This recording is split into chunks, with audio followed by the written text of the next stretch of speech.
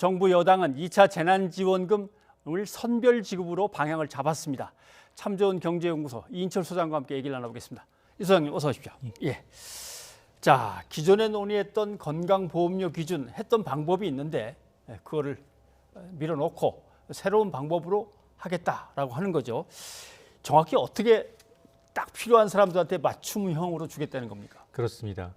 그동안 이제 보편적 복지냐, 선별적 복지냐를 두고 논란이 좀 있었습니다. 예. 그래서 이제 1차 때는 전 국민을 대상으로 실시를 해봤는데 이제 누적된 데이터가 있다는 겁니다. 네. 그러면 선택과 집중이 필요한데 정말로 코로나19 때문에 정부의 방역 지침 때문에 피해를 입은 업종에 대해서 맞춤형으로 지원을 하겠다라고 이제 얘기를 한 겁니다.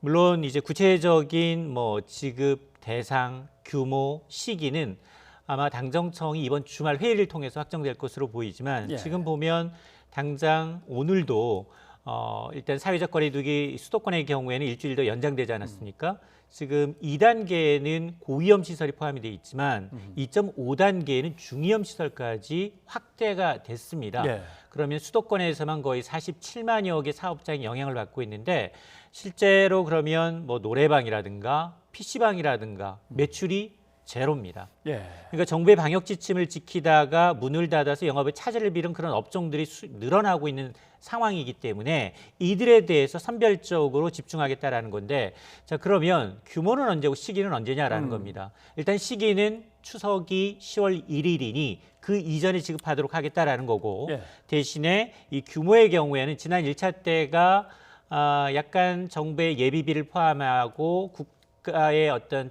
국채 발행은 14조 원 남짓이었기 때문에 그게 한 절반 정도 이번에는 7조 원에서 한 9조 원, 10조 원 안팎이 되지 않겠느냐라는 관측이 나오고 있는 겁니다. 네.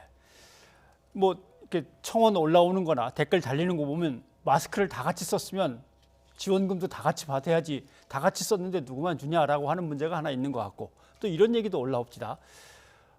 내가 너보다 좀 더 고생하고 있어. 이걸 어떻게 따지느냐. 국민들 간에 그렇게 따진다는 것 자체가 아까 이재명 경기지사도 그런 얘기를 한 것 같습니다. 사회 국민 통합에 이건 별로 도움이 안 될 것 같다. 아마 그런 것 같은데 혹시 뭐 꼭 필요한데 빠져나가게 되거나 밀리는 사람이 있지 않을까 걱정은 되거든요. 맞습니다. 1차 재난지원금이 논의 초기부터 이 논란 때문에 과연 선별적으로 갈 거냐 보편적으로 갈 거냐의 논란 때문에 한두 달 이상 논의가 그렇죠. 지연됐습니다. 예. 아픈 트라우마가 있어요. 그런데 우리는 지금 누적된 데이터가 있다는 건 1차 재난지원금에서는 전 국민을 대상으로 4인 가족 기준 100만 원이었지만 각 지자체별로 플러스 알파가 있었지만 예. 서울의 경우에는 중위소득 100% 이하만을 지급을 했거든요. 선별적으로. 네. 그러니까 지자체가 일정 부분 협조를 하게 되면 데이터 수집이 그다지 어렵진 않다는 거고 또 하나는 이게 이 재난지원금의 지급 대상이 정말로 매출이 심각하게 타격을 입고 타이밍이 지급이 중요하기 때문에 선택과 집중 그리고 빠른 결단력이 필요합니다. 여기에 대해서 지금 계속해서 전체를 다 지급하고 난 다음 다양한 의견이 나오고 있는데 어쨌든 보면 독일이 이런 경우가 있었어요. 독일의 경우에는 정말로 제가 이번 코로나 사태 때문에 매출이 줄었습니다. 사업소득이든 근로소득이 줄었습니다. 그런 분 먼저 신청을 하십시오. 뭐 공무원이라든가 일반 기업들에 다니시는 분들은 매출이 뭐 급여가 줄지는 그렇죠. 않았거든요. 예. 이제 그런 분들을 배제하고 먼저 받아놓고 그런 분들 선 지급하고 난 다음에 나중에 연말정산할 경우 실질적으로 이분들이 코로나19 때문에 매출이 뭐 기준선 이상 20% 이상 급감했는지를 보고서 사후 정산을 해줬던 게 있습니다. 예. 그래서 이제 일부에서는 이제 대안적으로 그런 지시를 하고 있는데 아마도 정부가 이번 주말에 이제 정확하게 이제 가이드라인이 나오겠습니다만 지급 대상이 실제로 타격을 받은 업종과 계층으로 국한했기 때문에 네. 과연 이분들한테는 30만 원, 50만 원 그 이상이 필요하거든요. 그러니까 금액, 이 지급 액수의 천정을 이제 가이드라인을 두지 말고 횟수에 대해서 조금 더 몇 차례 좀 늘리는 것까지 감안하게 되면 훨씬 더 이제 어려우신 분들, 진짜 어려우신 분들한테 돌아갈 수 있기 때문에 뭐 그 와중에 약간 일부는 빠질 수도 물론 있습니다. 그러니까 이제 그런 것들은 이제 지자체 차원에서 아니면 정부 부처 차원에서 나중에 후속으로 이제 보완 대책을 내놓으면 되는 부분이고, 일단 가장 성급한 것은 10월 1일 이전, 추석 이전에 빠른 지급이 필요하기 때문에 아마 앞서서 민주당에서는 그동안 이제 데이터, 누적된 데이터를 활용하겠다고 얘기했기 때문에 그걸 좀 예. 지켜볼 필요가 있습니다. 알겠습니다. 뭐 일부에서는 7조나 10조나 14조나 뭐 어차피 어려운 상황에서 뭐 이렇게 생각하는 분들도 있고, 나름대로 어떤 계산에서 7조가 나오는지 모르겠지만 아무튼 추석 전에 나름대로 좀 이렇게 위로가 되는 지원금이 지급이 됐으면 하는 바람은 간절합니다. 다음 얘기 넘어가 봐야 될 것 같습니다. 한국판 뉴딜 펀드 얘기가 나왔습니다. 이것은 이제 한국판 뉴딜 정책의 어떤 전략 회의를 하면서 대통령이 직접 나서 가지고 정부가 마중물을 대고 금융도 좀 돈을 보태시고 그 정부들한테 국민들이 직접 참여할 수 있는 펀드를 마련할 테니까 좀 함께 하십시다. 이제 이런 얘기죠. 맞습니다. 이 한국형 뉴딜 펀드는 크게 두 가지 의미가 있습니다. 지금 시중에 유동자금이 너무 많아서 이 유동자금이 부동산 쏠림 현상으로 부동산 버블을 만들고 있고 네. 또 주식 버블을 만들고 있거든요. 그런 의미에서 정부가 나서서 이제 펀드, 국책을 동원한 매칭 펀드를 통한 한국형 펀드에 대해서 일정 부분 민간들한테 참여를 유도하겠다는 겁니다. 아마 한국형 뉴딜은 포스트 코로나 이후 한국 경제를 선도할 부분에 대해서 그린 뉴딜과 디지털 뉴딜에 앞으로 5년 동안 170조 원을 투자하겠습니다.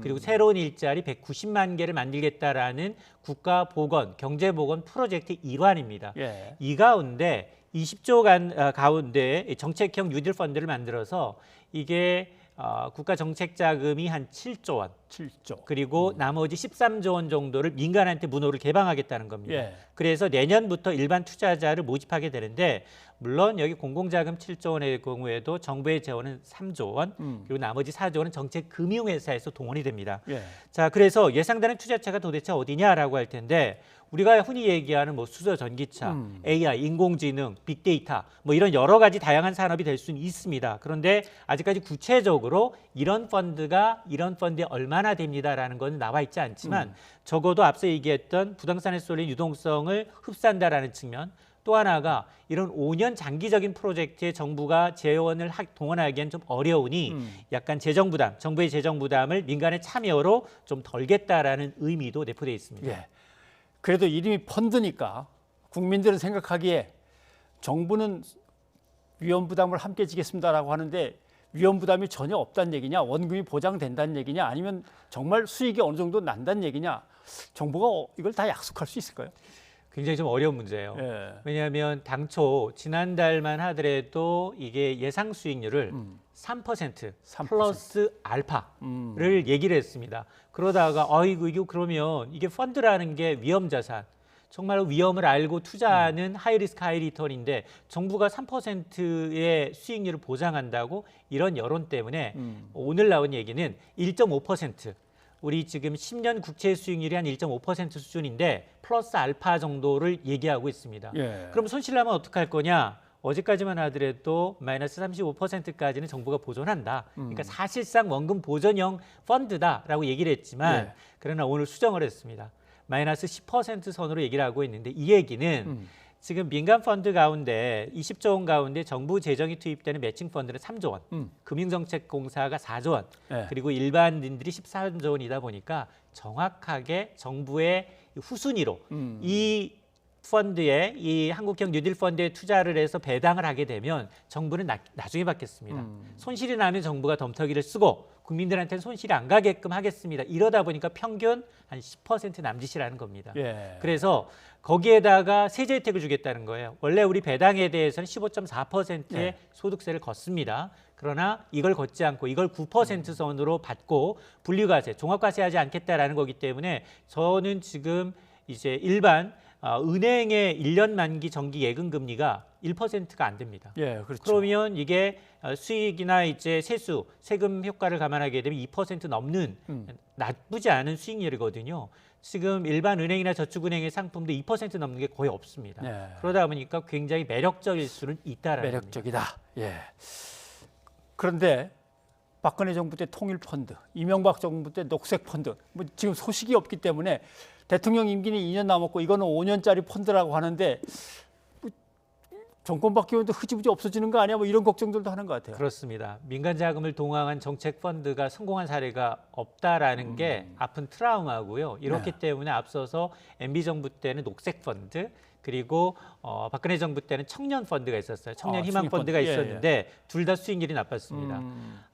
일단 박근혜 정부의 이제 청년 펀드의 경우에는 만기 3년을 채우지 못하고 중간에 판매가 중단됐고요. 그리고 녹색 펀드의 경우에는 당해년도 수익률이 20%가 넘게 손실이 오, 났어요. 손실이. 예. 예. 근데 두 펀드의 공통점이 뭐냐? 정부가 손실분에 대해서 보장을 해주지 않았습니다. 허허. 이거는 손실을 알고 투자하라라는 얘기였기 때문에 근데 이제 이 투자자 입장에서는 정부가 벌려놓은 사업에 마이너스 났다고 원금 보장을 안 해주니 그에 대한 불신이 골이 깊다 보니까 계속 이제 외면을 받았던 거고 특히나 정권이 바뀌면서도 앞선 정권의 어떤 좀 뒤처리 문제에 대해서 골몰하다 보니까 수익률도 안 좋고 이미지는 좀 나빠졌던 겁니다.